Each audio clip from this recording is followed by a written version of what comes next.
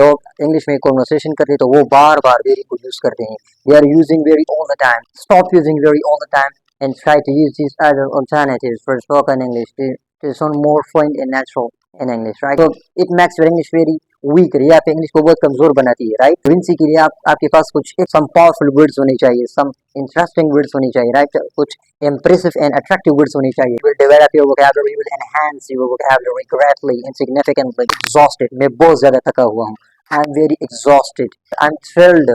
You can also say I am very excited. I'm very excited. So you need to memorize and understand these words and try to start using them right away in your spoken English, right?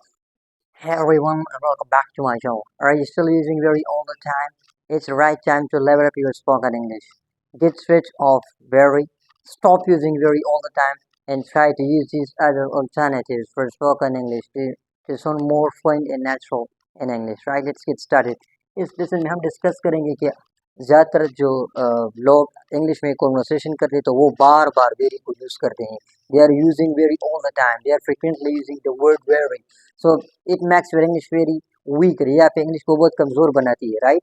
So it's a better way, it's a good way to learn some other words that you should start using in spoken English in order to get the fluency. Fluency के लिए आपके पास कुछ extra words होने चाहिए, some powerful words होने चाहिए, some interesting words होने चाहिए, right? कुछ impressive and attractive words होने चाहिए.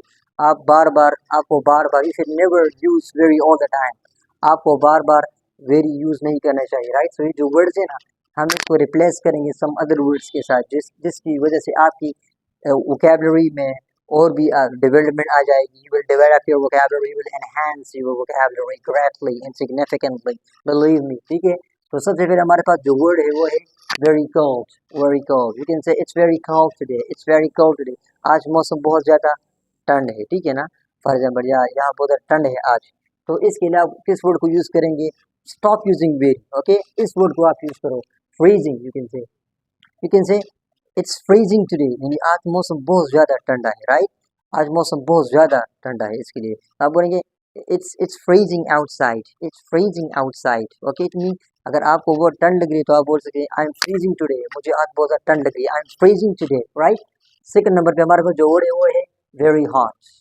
Very hot. ओके, तो बहुत गर्म. अगर मौसम बहुत ज़्यादा गर्म हो या टेम्परेचर बहुत ज़्यादा हो, राइट, बहुत ज़्यादा सनी वेदर हो, तो इसके लिए हम किस वर्ड को यूज़ करेंगे? वेरी हॉट को छोड़ लो, right? Stop using this word. You can use this another alternative. आप इस वर्ड को use scorching. You can say it's scorching outside. It's scorching outside. It's extremely hot. जब बहुत ज़्यादा गर्मी हो तो इसके लिए आपके पास एक नेक्स्ट वर्ड होनी चाहिए. आपके पास एक अच्छा वर्ड होनी चाहिए. You can say it's scorching outside. यानी बाहर बहुत ज़्यादा गर्मी लग रही है, बहुत ज़्यादा टेम्परेचर है, बहुत ज़्यादा मौसम गर्म है. It's scorching. It's scorching. The weather is scorching today, right? इसके बाद हमारे पास जो थर्ड वर्ड है वो है वेरी टायर्ड. वेरी टायर्ड, बहुत ज़्यादा थका हुआ, राइट? तो you can use this word, okay, to sound more fluent, to sound more confident and confident in your speaking language, right? So आप वेरी टायर्ड को स्टॉप करो और बोलो आई एम एग्जॉस्टेड. मैं बहुत ज़्यादा थका हुआ हूँ. आई am very exhausted. He was very exhausted after the hard work. यानी बहुत ज़्यादा मेहनत करने के बाद, बहुत ज़्यादा सख्त काम करने के बाद ही वॉज एग्जॉस्ट. वो बहुत ज़्यादा थका हुआ था. तो एग्जॉस्ट का मतलब क्या होता है? थका हुआ. वेरी टायर्ड की बजाय आप इस वर्ड को इसके साथ रिप्लेस करो, ठीक है ना? Never use this word. It's better to use this word. Exhausted word use करो. वेरी टायर्ड यूज मत करो. हर कोई बोलता है very very, right? So stop using very in your spoken English. Exhausted, very tired, बहुत ज़्यादा थका हुआ. ओके, इसके बाद हमारे पास जो फोर्थ नंबर पे वर्ड है वो है very happy. Very happy. You can से जब आप बहुत ज़्यादा खुश होते हो, राइट, तो you can use the word very happy. But यहाँ पे आपने इस वर्ड को रिप्लेस करना है इसके साथ. आप इस वर्ड की बजाय वेरी को छोड़ इस वर्ड को यूज करो. I am thrilled. You can also say I am very excited. I am very excited. Okay, you can say he was thrilled when he got the first position.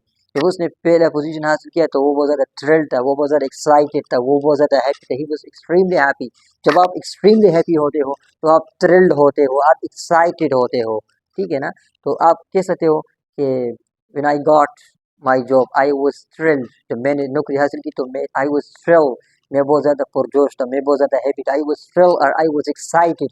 आप इस thrilled word की बजाय इस word को भी use कर सकते हैं, एक्साइटेड को भी यूज़ कर सकते हैं, राइट। इसके बाद फिफ्थ नंबर पे जो वर्ड है very smart, very smart, okay. Very smart का बहुत ज़्यादा होशियार, राइट। तो इसके लिए आप आपके पास ये ज़बरदस्त वर्ड है, this is another beautiful word, this is another interesting and captivating word, ठीक है ना। Brilliant, you can say he is a brilliant student. It means he is a very smart student, okay, who understands all the things. So for example, you can say I have brilliant ideas, मेरे पास बहुत smart ideas हैं, okay। I can say that he is a brilliant student and he can solve all his problems, right। वो एक brilliant student है, एक ज़हीन है, बहुत intelligent है, right। तो इसके लिए आप very smart की बजाय आप इस word को use कर सकते हैं brilliant, brilliant for example, right। I have brilliant ideas, मेरे पास बहुत smart ideas है, मेरे पास बहुत अच्छे ideas है, for example। इसके बाद हमारे पास जो 6 नंबर पे वर्ड है वो है very angry, very angry, बहुत गुस्सा होना, राइट, बहुत गुस्सा होना। तो इसकी बजाय आप इस वर्ड को यूज करते हैं furious। when you are very angry it means you are furious। जब आप बहुत ज़्यादा गुस्सा होते हो तो आप क्या होते हो, आप furious होते हो। तो आप very angry को छोड़ लो, stop using the word very angry and use another alternative, use another word to say the same thing, to express the same idea, okay। इसी आइडिया के लिए आपके पास एक और भी वर्ड्स है, okay। furious, we can say that he was furious, okay। he was furious, वो बहुत ज़्यादा गुस्सा था, और he is furious, ठीक है ना। तो आप इस वर्ड को यूज़ करते हैं बहुत ज़्यादा गुस्सा होना, very angry, when somebody is very angry it means that person is furious। जब कोई बहुत ज़्यादा गुस्सा होता है तो वो बंदा जो है ना वो फ्यूरियस हो है। इसके बाद हमारे पास 7 नंबर पे जो वर्ड वो है very beautiful, very beautiful. It is particularly specifically used to talk about a female's appearance, किसी फीमेल के अपीयरेंस को या कम्प्लेक्शन को एक्सप्रेस करने के लिए इसको यूज़ किया जाता है mostly, most of the time, okay. तो इसके लिए यू कैन से she is a very beautiful girl, you can से शी इज़ गॉर्जियस, आप इस वर्ड को यूज़ करते हैं very beautiful. When somebody is very beautiful you can use that word to describe that person, that person, that lady, that girl, that woman is gorgeous, she's gorgeous, she's very beautiful। तो आप very beautiful की बजाय आप इस word को use कर सके gorgeous, you can say looking gorgeous, she is looking gorgeous, okay। for example it means she is looking beautiful, she is very beautiful, she is extremely beautiful, okay। इसके बाद हमारे पास जो 8 नंबर पे word है वो है very big, very big, okay। so instead of using this word again and again and again and again you can use this word as well। आप इस word को use कर सकते हैं, right। आप use करें enormous, enormous, okay। you can say I saw an enormous elephant, मैंने एक बहुत बड़े हाथी को देखा, मैंने एक बहुत बड़े हाथी को देखा। enormous means very big, मैंने एक बहुत बड़े हाथी को देखा। I saw an enormous elephant, or you can say she lives in an enormous house, वो एक बहुत बड़ी, एक बहुत big house में रहती है।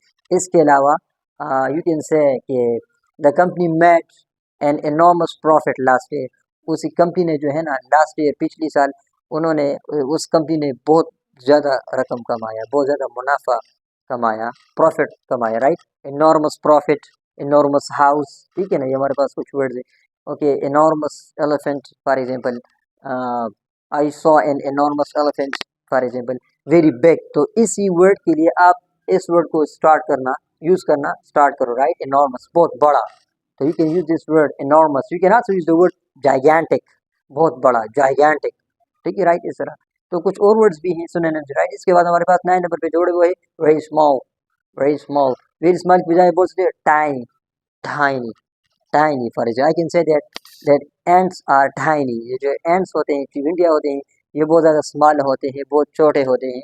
सो you can say these are tiny, are minuscule, बहुत छोटा, राइट। तो tiny, very small, ants are tiny, ये जो चिविंडिया होती है बहुत ज़्यादा छोटे होते हैं, दे आर वेरी स्मॉल। तो वेरी स्मॉल की बजाय आपके पास एक अनदर एक पावरफुल वर्ड है जिसको आप यूज़ कर सकते हैं without using the word very. यहाँ पे आप यूज़ नहीं, वे यूज़ मत करो और इस वर्ड को यूज़ करो। So to help you get more and more fluent in language in the spoken English particularly, ठीक है ना। इसके बाद हमारे पास जो 10 नंबर पे वर्ड है वो है वेरी स्केर्ड, वेरी स्केर्ड। जब आप बहुत ज़्यादा डरे हुए होते हैं, जब आप बहुत ज़्यादा डरे हुए होते हैं, when you are very frightened, when you are very scared, ठीक है ना। तो इसके लिए आप यूज़ करेंगे टेरिफाइड, टेरिफाइड। यू कैन से I was terrified after watching that horror movie, वो हॉरर मूवी देखने के बाद मैं जो था ना मैं बहुत ज़्यादा आई कैन से मैं बहुत ज़्यादा स्केर्ड था। तो इसी चीज़ को एक्सप्रेस करने के लिए आपके पास अनदर वर्ड है, यू कैन से आई वाज वेरी टेरिफाइड, ठीक है ना। I was very terrified, I was very scared after watching that horror movie. वो हॉरर मूवी देखने के बाद मैं बहुत ज़्यादा डरा हुआ था, मैं बहुत ज़्यादा टेरिफाइड था, बहुत स्केर्ड था। तो वेरी स्केर्ड का मतलब बहुत ज़्यादा डरा होना, बहुत डरा हुआ, ठीक है। फिर इसके अलावा आप इस वर्ड को यूज़ करें टेरिफाइड। इसके अलावा आप इस वर्ड को भी यूज़ कर सकते हैं पेट्रिफाइड। जब आप बहुत ज़्यादा डर जाते हो तो इसके लिए आप टेरिफाइड यूज़ कर सकते हो। You can be petrified, terrified and scared, right. तो आप वेरी को यूज़ करना स्टॉप करो, इस वेरी को, ठीक है ना। आपके पास ये अच्छे वर्ड्स है, इन वर्ड्स को स्टार्ट करना शुरू करो तो आपकी इंग्लिश में एक बहुत इमेंस इंप्रूवमेंट आ जाएगी, बिलीव मी, ओके।